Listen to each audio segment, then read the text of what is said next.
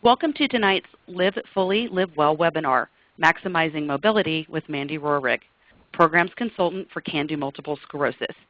My name is Melanie McKinney, Programs Coordinator at CAN-Do MS. Managing your health and wellness is an integral part of living well with MS. Live Fully, Live Well is a comprehensive program from CAN-Do MS and the National Multiple Sclerosis Society designed for people with MS and their support partners. Live Fully, Live Well covers topics affecting the whole family living with MS in order to strengthen relationships, increase understanding, and promote improved health and quality of life for the person with MS and their support partner. This program helps people living with MS and their support partners move from education to action. There are 2 webinars this fall covering the topics of fatigue and mobility. On our website, mscando.org, you can find 7 web-based videos and webinars with additional wellness topics from 2011. Tonight's webinar is a follow-up and update to one of those topics. The areas of the Live Fully, Live Well program can be integrated together or enjoyed separately to provide you with the resources, knowledge, and tools to create a personalized wellness plan. This program is made possible by MS Active Source, which is sponsored by Biogen, IDEC, and Elan Pharmaceuticals Incorporated. And again, Live Fully, Live Well is a collaborative program between CAN-Do MS and the National Multiple Sclerosis Society. The National MS Society, the vision is a world free of MS. The Society helps people affected by MS by funding cutting-edge research, driving change through advocacy, facilitating professional education, and providing programs and services that help people with MS and their families move their lives forward.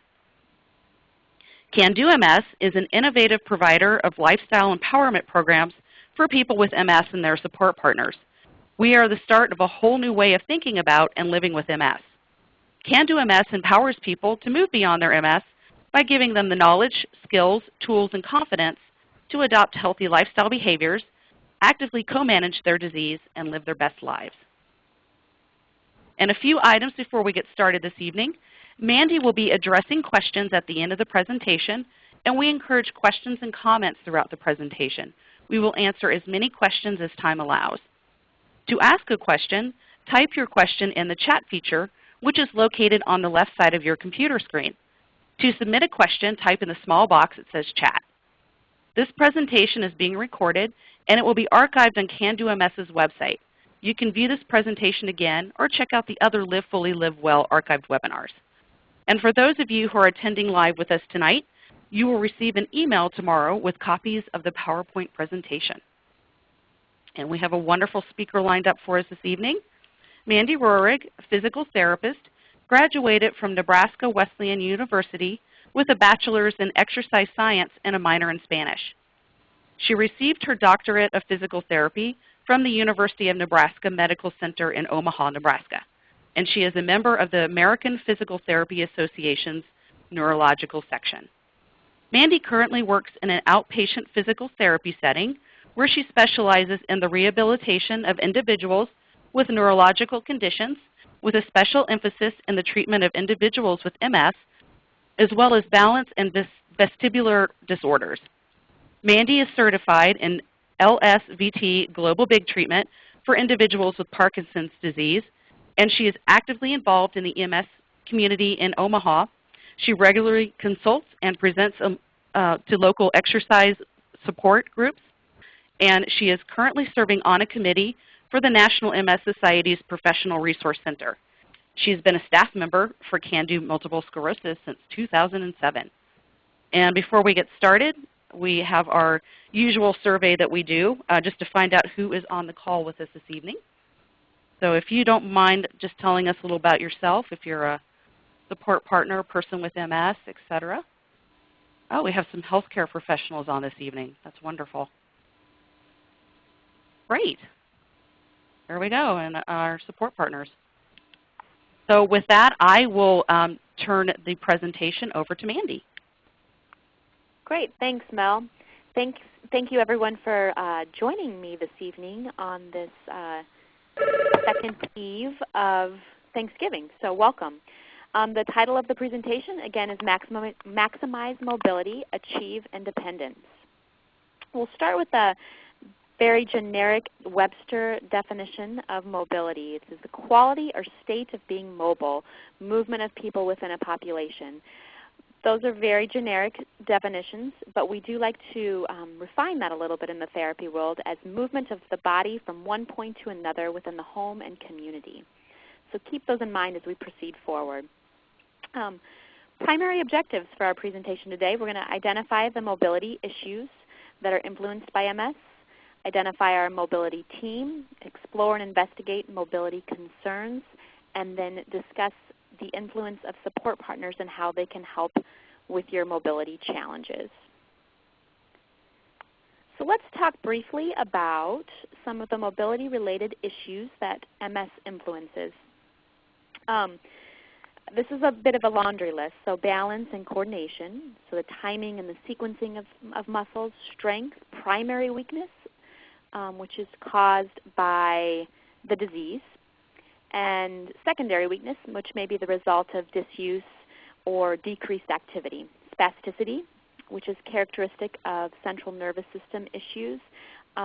It's that feeling of resistance to movement, that feeling of tightness, that inability to lift because of a heavy feeling. And that can influence range of motion quite significantly. Some more issues include proprioception, or that body space awareness, where we're at in space, has a huge influence on our balance. Tremors, numbness, visual changes, walking fatigue, and lastly cognition. If you don't feel you are able to remember or have some difficulties with higher level cognitive issues, moving independently and moving safely may be a bit of a challenge as well. So many issues that MS can have an influence on an individual's mobility.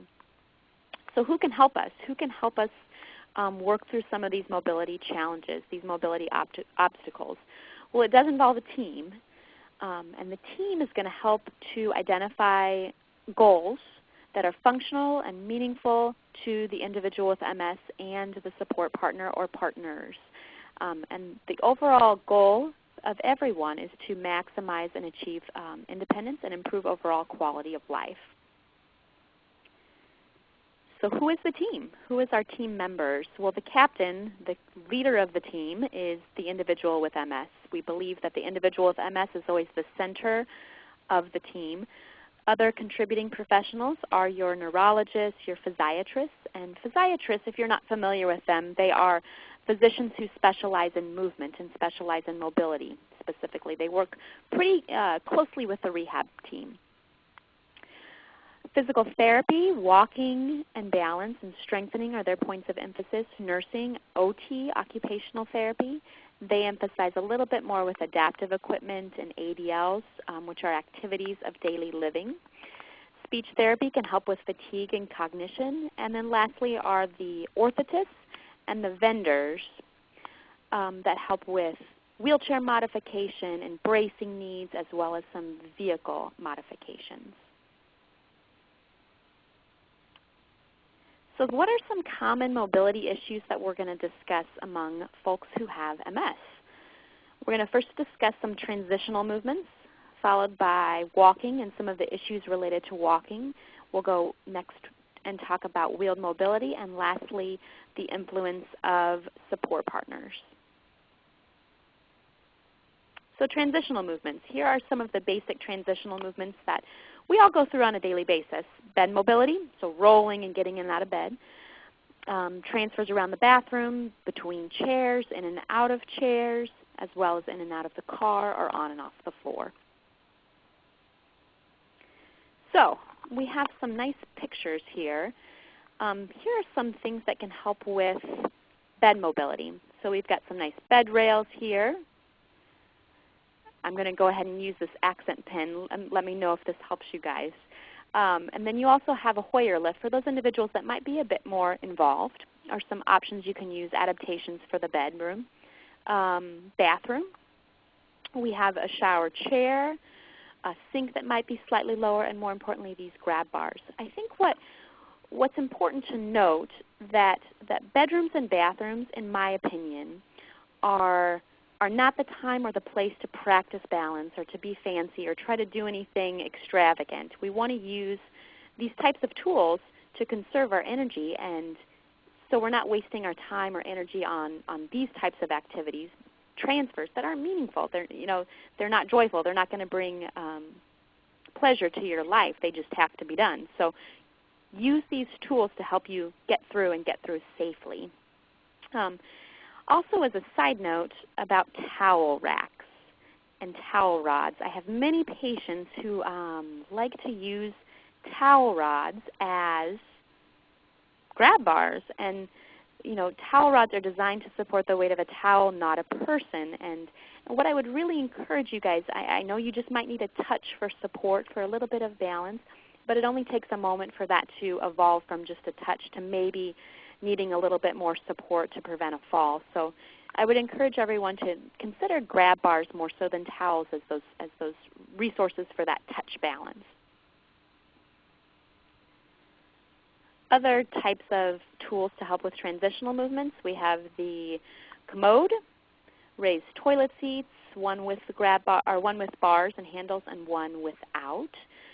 Commodes allow some portability, so you can have a stool wherever you may need within your home.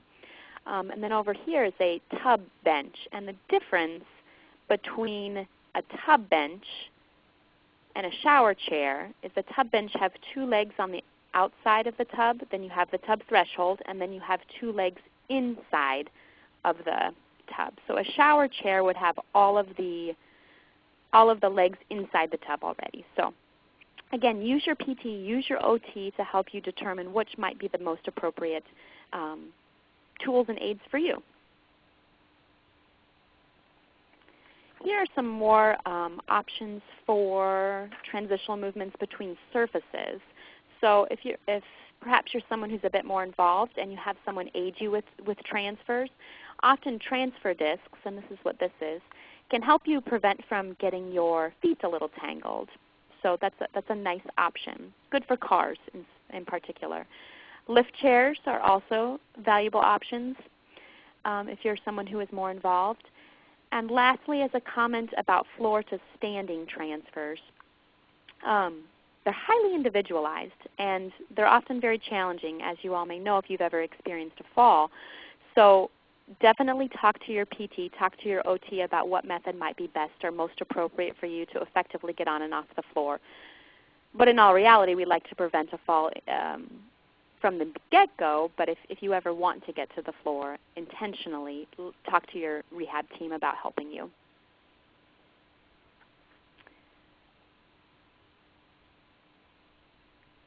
Again, going back to the mobility issues, we've talked about transitional movements, and we're going to move forward and discuss walking more extensively. So walking, what are some common concerns? People commonly articulate concerns with falling, concerns with fatigue, concerns with balance, leg weakness, and most specifically foot drop. And I would say in my practice, and I've been working with folks with MS for about 7 years now, and they often articulate they do not feel safe or they don't feel natural walking anymore. And what's most helpful to us as rehab professionals is if you guys help us identify the specific situations when your walking is challenged.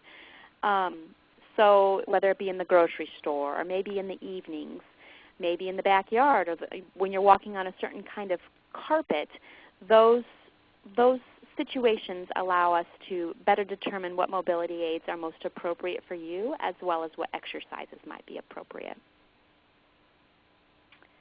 Okay, moving on.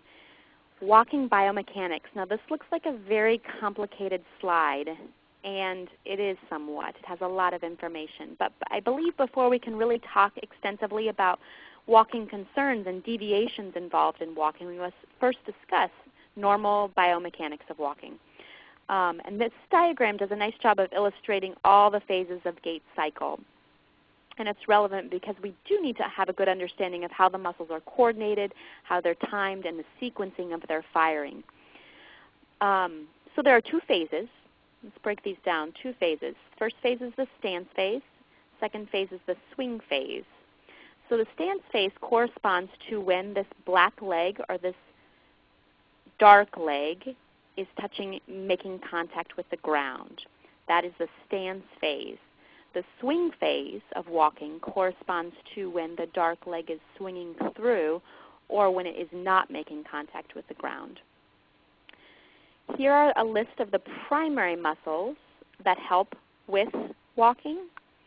And each black line corresponds to when the muscle is firing or when it is contracting during the walking cycle. Now, clearly I don't expect you to have an expert understanding on biomechanics of walking. That's the job of PTs and that's the job of your medical team. However, I do think it is important to appreciate the number of muscles that are involved with walking and how critical the timing and the sequencing and the strength of these muscles are to the success of walking, and that any variation of this pattern can result in some significant gait deviations that can challenge your mobility and challenge walking in general. Okay, let's break these down a little bit further. So during the stance phase of walking, let's talk about the key muscles. So again, stance phase, when the foot is making contact with the ground. So first muscles that help during the heel strike phase of stance are these muscles on the lower leg. And the muscles on the lower leg help to kind of slow the body or decelerate the body in preparation for standing on one foot. So lots of influence of those dorsiflexors or those muscles on the lower leg. The second part of the stance phase is the foot flat, which is more of the stability phase of stance. And the muscles that help with that are the plantar flexors, which are these muscles in the back of the leg, the calf muscles, the quadriceps, which are the muscles on the front of the leg, and then lastly kind of the muscles on the outer thigh, which unfortunately this doesn't do a nice job of showing those outer thigh muscles, but provides a lot of stability and allows you to stand on one leg for a brief moment during stance. Lastly is the toe-off portion of the stance phase, and that's when the ankle plantar flexors, so again those calf muscles back here that I pointed out, those calf muscles and those quadriceps muscles, so again those muscles on the front thigh contract and tighten to straighten and extend the leg for pushing off in preparation for swing.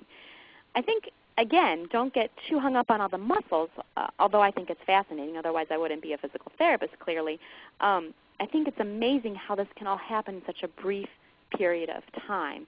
So again, very complex but very effective way of moving. Moving on to swing phase a little bit. Swing phase. Okay, so two parts to the swing phase of walking. And again, swing phase is when the leg is not making contact with the ground. Now initially, those deep hip flexor muscles, which again, not a great image of this, but they lay kind of in that groin area, top of the thigh. The iliopsoas, more specifically, if you want to impress your friends or neighbors or use that word for a Scrabble game. The iliopsoas contracts and initiates the swing phase movement. The terminal phase portion of swing more involves the hamstring muscle, which this hamstring is this muscle right back here, the back of the upper thigh, and then more specifically the ankle dorsiflexors. The muscles on the back of the thigh help to contract the knee and bend the knee, and the muscles of the lower leg, those dorsiflexors, help to pick up those toes, preventing the foot from dragging or dropping during that swing phase.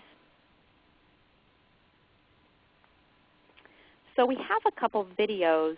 Unfortunately, however, we don't have the capability of showing these videos during the webinar, but you, like Mel mentioned at the beginning, you guys will have this slide set, so you'll be able to use this as a reference to go online and check to see more specifically and see some videos of what we're discussing as far as the phases of walking and the muscles involved. So enjoy those at your leisure. Let's talk about some common concerns with walking. Foot drop, very, very common among individuals with MS. Again, this is notable during the swing phase of walking. And potential causes, so causes of what might bring on foot drop other than the MS. We'll dive in a little more specifically. You can get ankle dorsiflexor muscle weakness. So again, that muscle on the front of the lower leg is weak, whether it be weak from the MS or weak from disuse. You can also get calf muscle spasticity or tightness. So that calf muscle on the back of the lower leg can provide some resistance and prevent, in essence, to that allow that dorsiflexor muscle, or that muscle on the front of the lower leg, challenging its ability to lift up those toes, lift up the foot. Now, our bodies we're smart enough. Our bodies are designed very wisely in the fact that we're not just going to allow that foot to drag and that leg to drag along. We're going to compensate. We're going to figure out a way to allow ourselves to move without that foot dragging. And here are some of the ways. Hip hike is one. So you'll lift up that hip on the same side of the weakness, or the same side as the foot drop. You can circumduct, which is swinging that leg kind of out to the side, kind of like a half moon. Another option is vaulting, which is going up on the tippy toes of the opposite leg of the weakness. So for example, if you would have drop foot on the right side, you may go up on the tippy toes of the left foot to help clear that right leg. Or you can have a combination of any of the above. So again, our bodies are pretty wise about rearranging or compensating in a certain way to allow the movement to still occur. Okay, another common concern that we see in individuals who have MS is hip weakness. So hip weakness, again notable during the swing phase of walking, during that phase when the foot is not making contact with the ground.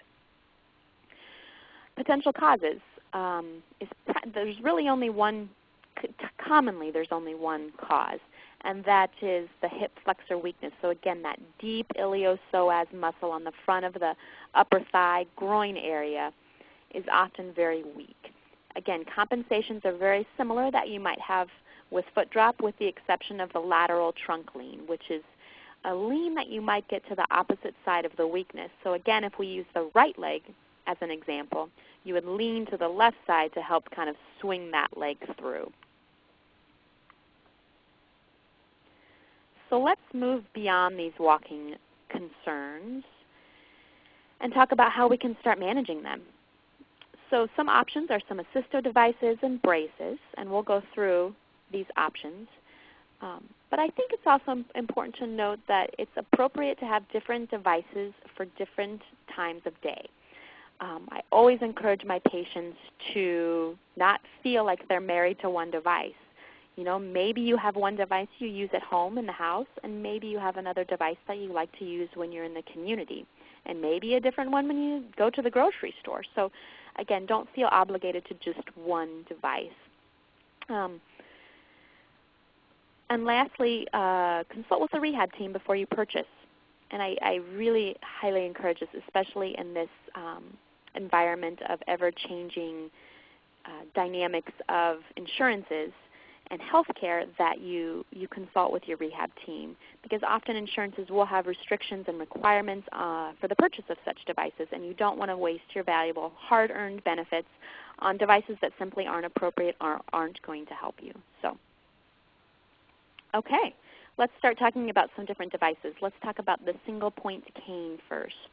I think rather than going through specifically these advantages and disadvantages, I'm going to move forward to the pictures, and you guys can read the indications on your own time. So canes in general are used for unsteadiness, somebody who just has a little bit of, just needs that extra touch for balance. Here are some pictures of some canes. Why people like canes? They're portable, they're lightweight. Clearly they come in a lot of different options as far as the wrist placement, so whichever is most comfortable for you. Canes are a nice option. Also, you know, if you're somebody who maybe needs one in the community but maybe not at home, consider the fold-up options. Consider one that can fold up and fit in your purse or in your glove box, so you have it when you need it, but maybe you don't need it all the time. This other option that I have a picture of blown up is a tripod base, and this works by you pull off the end of your traditional cane, so you pull off this end and you plop this little guy onto that, and it allows you just a little bit more stability than perhaps what you can have with a traditional cane. And the nice thing is too, is it stands alone, and a lot of folks like the fact that it can stand alone on its own. So some nice options for canes, but again, for folks who just need a little extra assistance for balance. Some other options are some walking poles or trekking poles. Advantage, again, lightweight, used for just a little bit of an imbalance that someone may have. Disadvantage is a little bit with coordination, sequencing, especially if you use both poles. You do have to have a little bit of coordination in order to move effectively with these devices. And then there's also a small base or large base quad cane, and those are a little bit broader base that allows more support with walking. Let me show you pictures of these. So here's your small base quad cane. Very large base, lovely because it provides a lot of support, but not so great because it requires you to slow down and can kind of interrupt that fluid gait motion. And then here's an example of those walking sticks. Kind of sporty if you're someone who would use them for exercise only.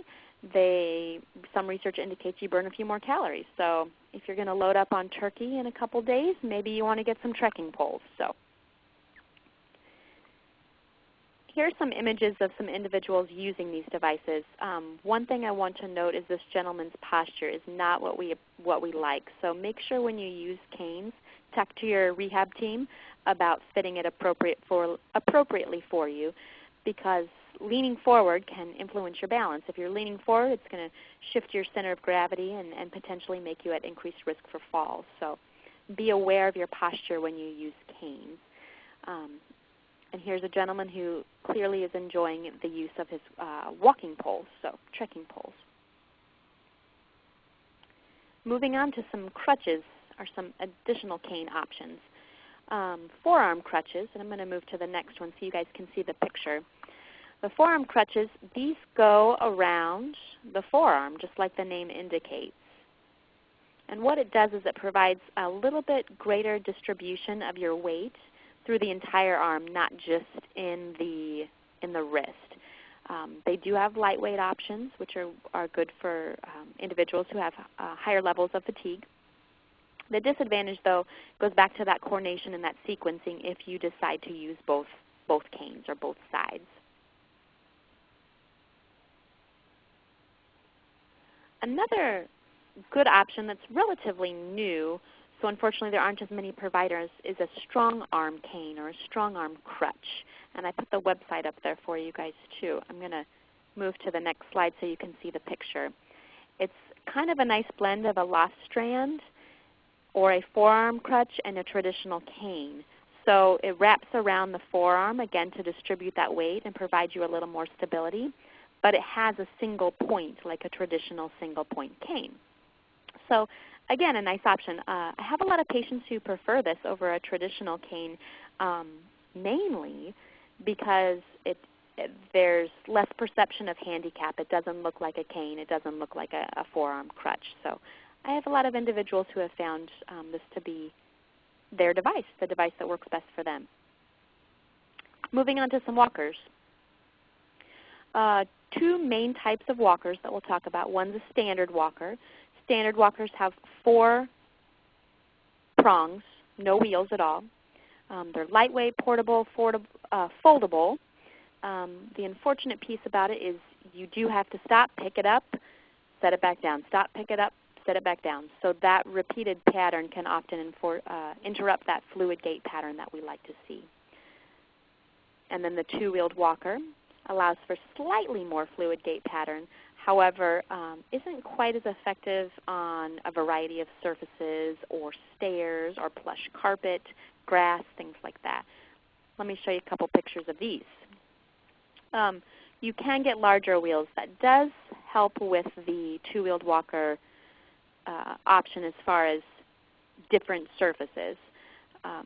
But again, potentially if you're someone who navigates a variety of surfaces, this may not be the device for you.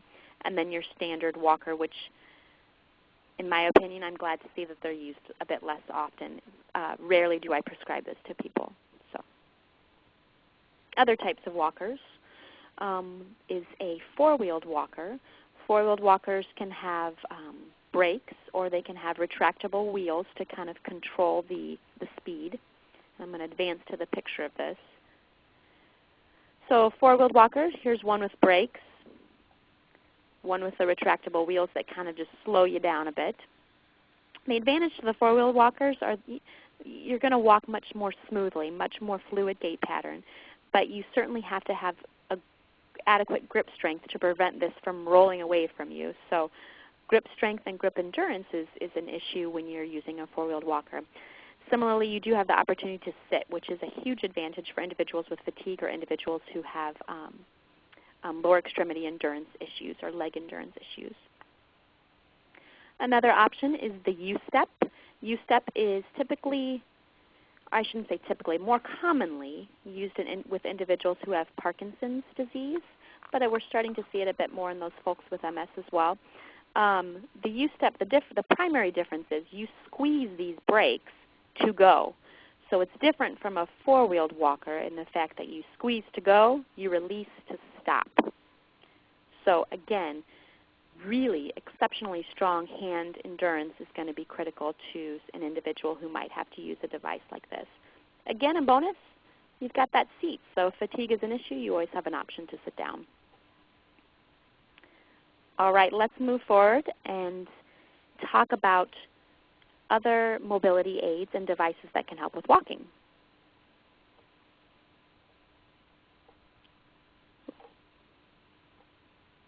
And these are the four we're going to talk about. The foot-up brace, sliders, AFOs, and then lastly, functional electrical stimulation devices.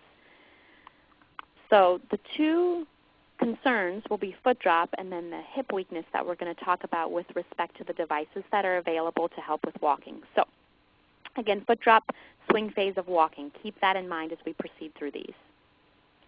So the first one is the foot-up brace. Now the foot-up brace is used for mild foot drop, as well as the slider, which is used for more of a mild endurance-based foot drop. I'm going to go ahead and advance the slide so you guys can see the pictures of these as we talk about them. So these two are your foot-up braces, like I said. So how this works is this wraps around the ankle and then it anchors underneath the laces of the shoe right here or at the arch. And what this is, there's an elastic piece here, and that's what gives the foot and the toes a bit of a lift. Generally very comfortable and well-liked by people, but again, used for those individuals who have more of endurance-based foot drop, so they walk for a long period of time, and that's when their foot drop develops. The other option is a slider, and sliders are actually used in curling, and this piece right here is elastic and it wraps behind kind of the heel of your shoe, and then this part goes at the tip of your shoe, and it reduces the friction. I often have folks who will use these, or they will just get the bottoms of their toes of their shoes resurfaced into a leather material so that it reduces the friction as well. Other options for walking is the AFO, or the ankle-foot orthosis. Many, many options with this. This is highly individualized, and we encourage a lot of people, if this is the route that's appropriate for you, to really collaborate with your orthotist and with your physical therapist to get the style and the structure that's best for your situation. So indication is for more moderate to significant foot drop. It does help to manage tightness and contractures and spasticity. So two primary options are your solid ankle AFO or your hinged option. And let's move to the next slide so we can discuss these a little further. So the no hinge option limits the motion in all direction at the ankle. And then the one with the hinge clearly allows a little bit of forward and backwards motion within that ankle joint. The nice piece about the hinged option is it does help with any type of knee issues that someone may have. So if your knee hyperextends or hyperflexed, you can kind of control that a little bit more with the hinge. And that hinge also might give a little bit of a lift of the toes with walking as well. So kind of a nice feature with those as well. Another style with the foot drop, or with the AFOs to help with foot drop, is a carbon fiber material. Again, minimal to moderate foot drop indication. The nice thing is it's more lightweight, it's more convenient, it's cooler, it's not customized. So unlike the plastic ones that you would have to go in and they would mold it specifically to your foot and to your ankle, these are off the shelf. And small, medium, large, and they would just be able to give it to you without any specific fitting. Again, it's a lot cooler. Plastic's very hot, so I have generally patients, if they can go with this option, they would prefer this option because it is much cooler. But unfortunately, it's not as good with controlling spasticity if you're somebody who has a lot of spasticity in the calf muscle. Okay. In addition to the bracing options, we have functional electrical stimulation devices at our disposal to help with foot drop as well. Now, functional electrical stimulation is a fancy phrase for a low-level stimulation on the nerves and on the muscles to help elicit a movement. So, two types that we'll talk about. First is the Bioness L300. And here's a picture of the Bioness L300. It is a wireless device. It's been around for about 5 years now. It's a very costly little piece of technology. It's around $6,200. And my experience has been that insurance covers it at about 50% of the time. So it can be quite costly. But if it's a device that works for you, there are other resources for funding out there. We just have to get creative. So how this works. Its mechanism is a heel switch. So this little device here, which is this right here that you see, slips into the heel of the shoe. So when your foot is making contact with the ground, it sends a message to this cuff that says, hey, we don't need any stimulation. My foot is on the ground. I don't need help picking it up. But the minute that that heel comes up, it communicates again with this cuff that says we need some stimulation to lift up the toes with walking. So a pretty slick device in the fact that it can change to your walking speed, change the walking surfaces, and then this small remote here as well allows you to adjust the intensity. So I'm quite fond of this feature in the fact that lots of my patients will start at the day in a lower intensity, but as they fatigue and as they walk more, they might need a little more juice, a little more stimulation to pick that foot up. And this remote allows adjusting that stimulation. The Bioness's competitor or other functional electrical stimulation device on the market is the Walk-Aid. And the Walk-Aid mechanism is slightly different. It uses a tilt accelerometer that shows where the lower leg is positioned, and then that communicates to this electrode right here when we need some stimulation, when we need some juice to get that foot picked up. It does cost less than the Bioness. It's approximately $5,000.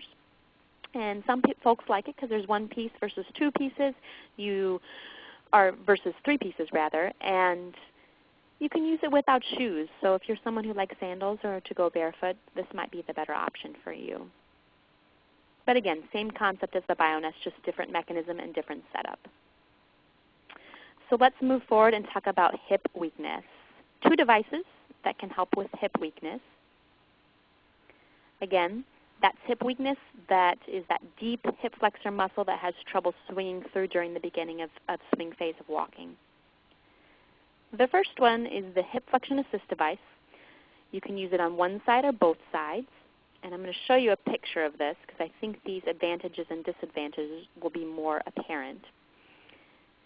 And then the second device is the Bioness L300, and I'll show you pictures of these as well. So let's talk first about the hip flexion assist device, and that is what you see here. This anchors at the shoe within the laces. These are bungee cord type straps that attach to the shoe and that attach around the band. The newer models have a strap that go behind the knee to enhance knee flexion or to enhance the ability to kind of lift that leg and bend that knee during swing phase. So it kind of picks up that whole leg with walking. It's a pretty nice device. It was developed with a group out of the Cleveland Clinic. A physical therapist and a physiatrist developed this device. sometimes you still have to use an AFO in conjunction with this. I have used that with patients. Contraindications, if you're someone who has a lot of back pain with standing or walking, prolonged walking, this may not be the device for you. People also articulate that they're concerned with the appearance, and you know what, I can't blame them. But again, appearance may or may not be meaningful to you in this respect. So considerations. And here's the Bioness L300 Plus.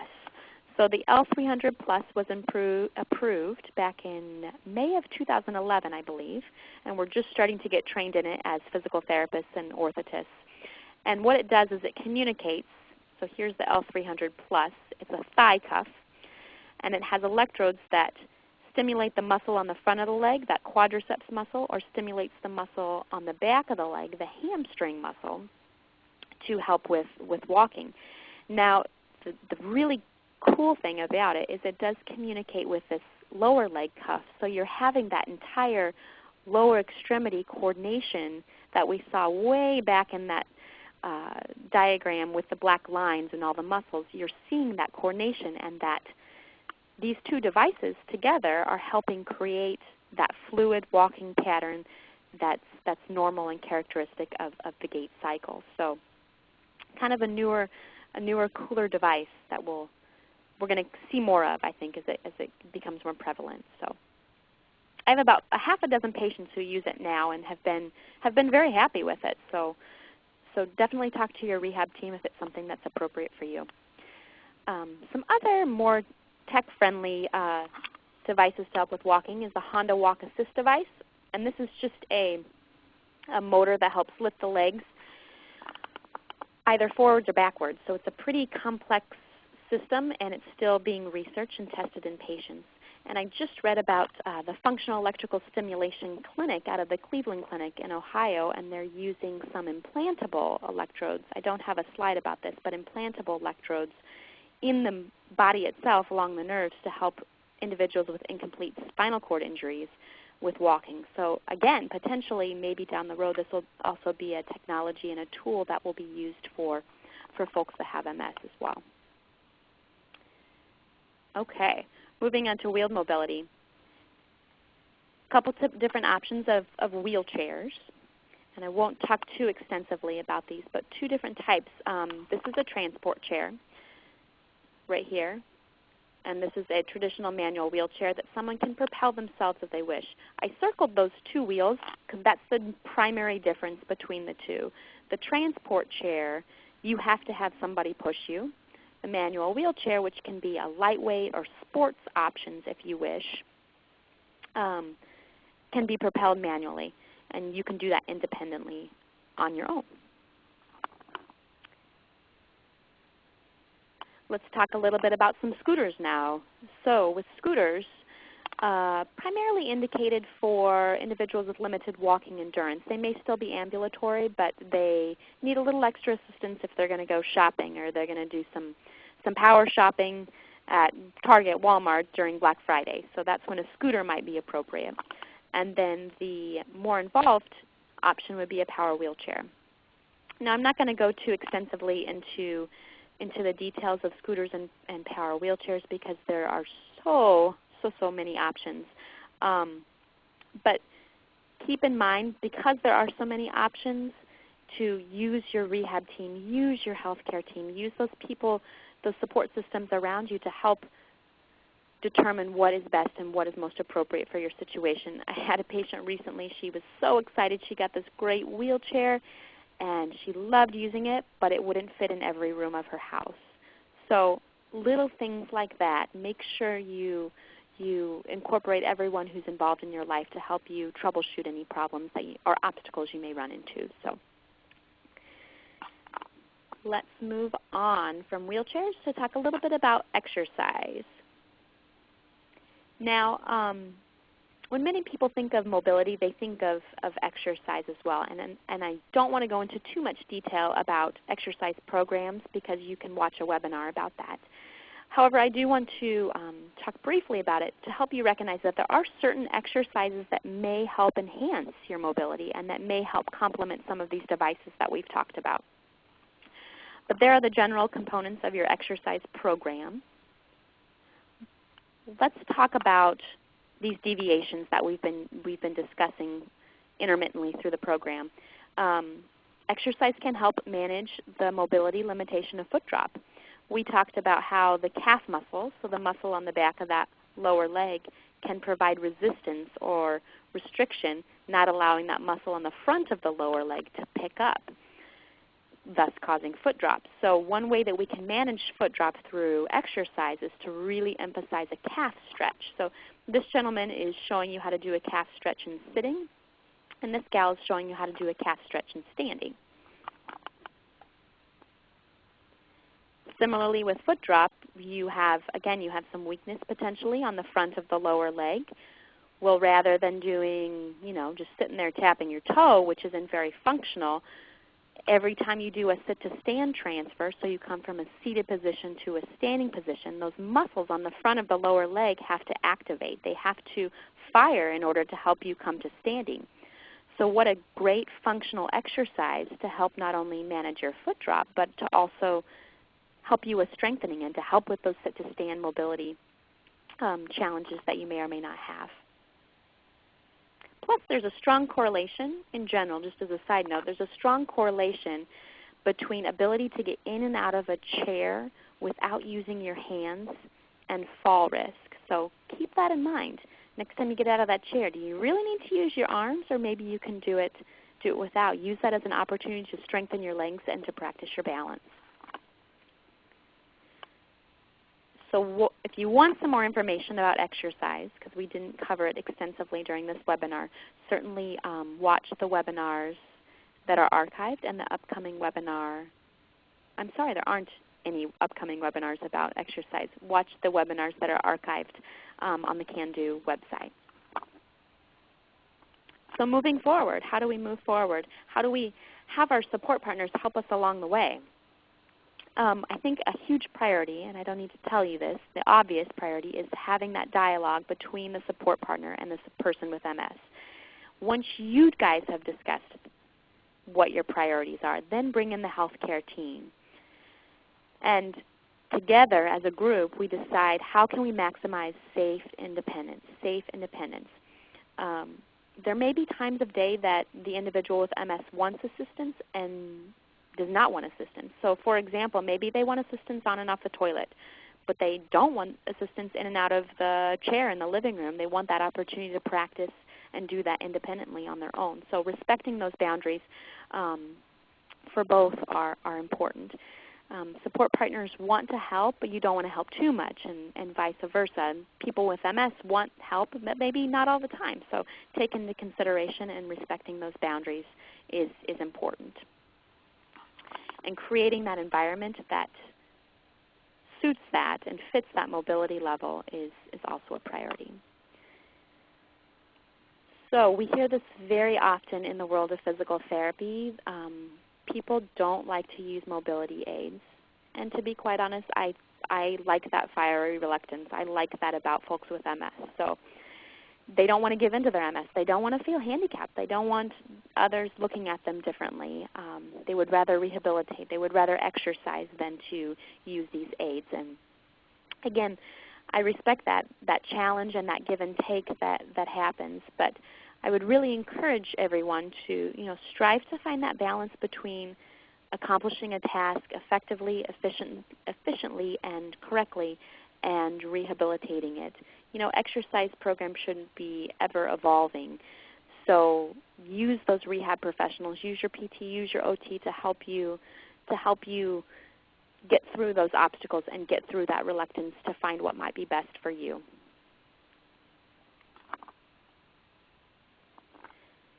Because there are many benefits to the mobility aids. Reduced burden on the support partners, like I talked about earlier. Support partners worry, and finding a compromise of when to help, when not to help is the key to a successful relationship as far as managing mobility in MS. It can help with improved independence, improved energy conservation and management. I don't want you wasting energy on activities that don't bring joy to your life. A great example of that is getting in and out of the tub. Unless you love to get in and out of the tub, use those aids, use those tub bench, use those grab bars to make it safe, easy, effortless, and then you can move on to things that you enjoy. And just, I would encourage you to be open to those options. You never know what might be the device that ends up helping you. I always tell patients, prove me wrong. You know, I want them to prove me wrong. If they know a device is best for them, I am always willing to try that and be open to options. And you want a healthcare team that has a similar mentality like that. And enjoy and emphasize what mobility aids give you, not what they take away. They give you. We have had the opportunity to go through a variety of objectives and explore and investigate some mobility aids and talk about our healthcare team and then talk about how our support partners can help along the way. We have discussed a lot.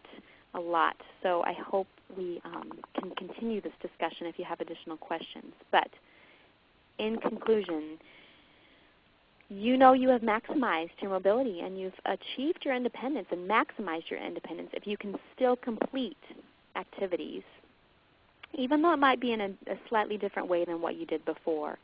And always celebrate, always enjoy your accomplishments, your achievements when it comes to mobility. Always remember quality of life trumps all, and that movement can be a treatment and the method of managing your MS. And remember that the disease wins if it keeps you from doing what you want to do. So use those aids. Use those resources to help keep you moving and keep you independent. In summary, you can maximize your mobility. You can achieve your independence. And thank you all for joining us. Right now, I'll entertain any questions that you guys have. Great. Thank you so much, Mandy. That was a wonderful presentation. Let me get into the questions here. Earlier in the webinar, you mentioned grab bars in the shower, and there are bars that are made that affix to the wall by suction.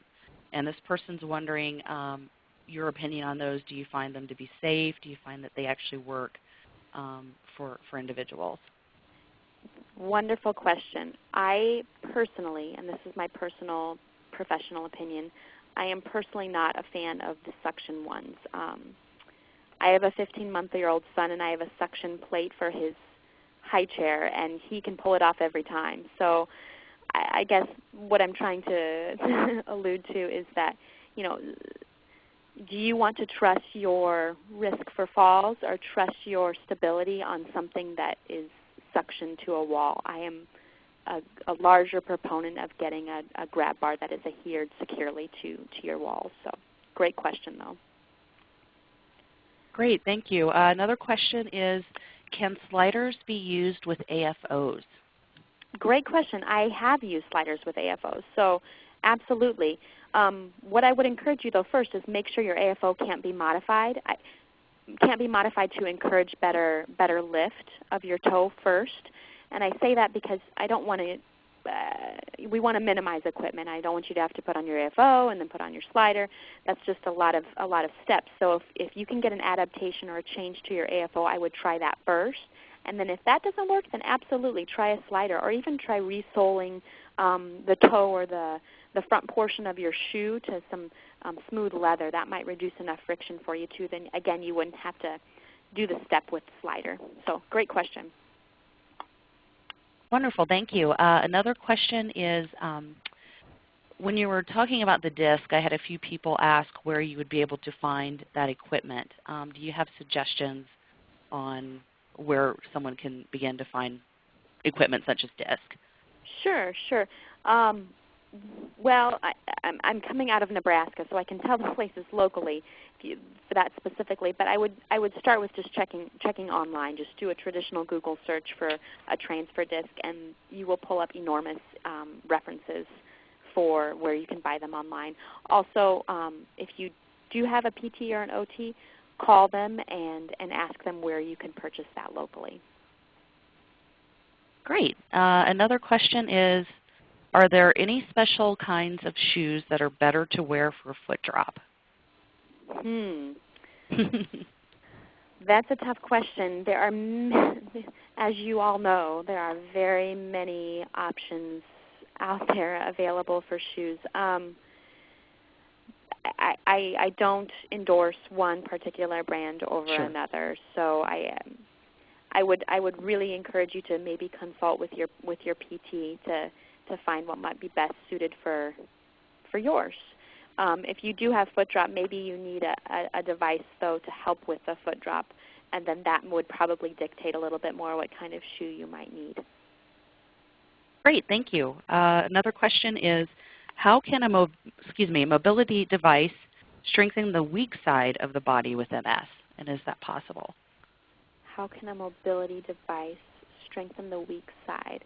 If I'm understanding your question correctly, the mobility device, I guess if you're referring to like a cane or a walker or things like that, directly speaking, that's probably not going to strengthen the side. But I would also encourage you to look at it this way. Like if my right side's my weak side and I wasn't using a walker and I wasn't moving very much, then that right side's just going to get weaker. But if I use a walker and I start moving more, then that is going to help that right side get stronger.